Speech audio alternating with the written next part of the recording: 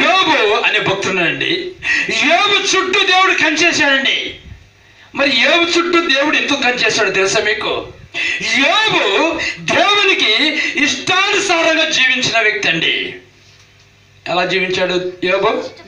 ఎవరి ఇష్టానుసారంగా జీవించాడండి? తన ఇష్టానుసారం కాదు, తన భార్య ఇష్టానుసారం కాదు, భర్త ఇష్టానుసారం కాదు, తల్లిదండ్రులు ఇష్టం కాదు, కుమార్తెలు ఇష్టం కాదు, స్నేహితులు ఇష్టం కాదు, ఎవరు ఇష్టం కాదండి. ఆ తన ఇష్టం కాదు, ఎవరి ఇష్టమో అది దేవుడి ఇష్టానుసారంగా జీవించాడండి. ఒక్కడే మంది జీవించిన కుటుంబానికి. ఆయనకి ఎంతమంది కుమార్తెలు తెలుసా మీకు? తెలుసా?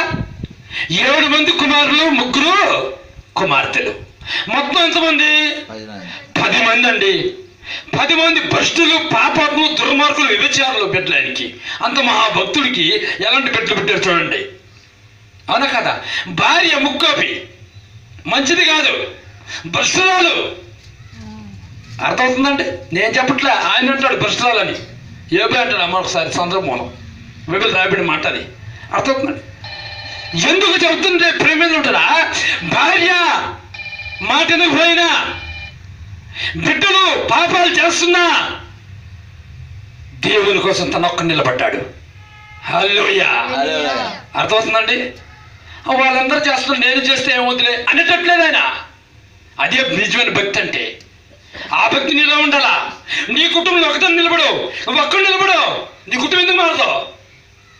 తప్పని మారుతుంది. భవిష్యత్తులో యోబు కుటుంబం మారిపోయింది పూర్తిగా.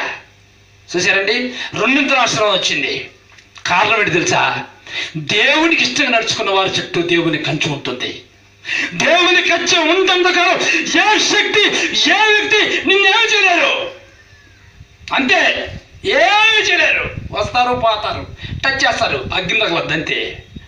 డోంట్ కేర్, భయపడవసరం లేదు. ఇందాక మనం పాట పడుకుందాం.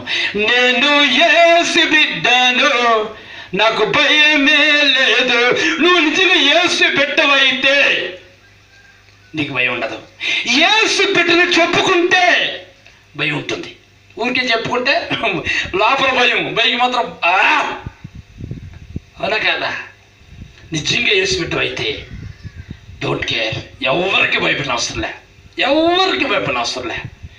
దేవునికి భయపడేవాడు ఎవరికి భయపడ్డు, అందరికి భయపడేవాడు దేవునికి భయపడ్డు. అర్థమైందా?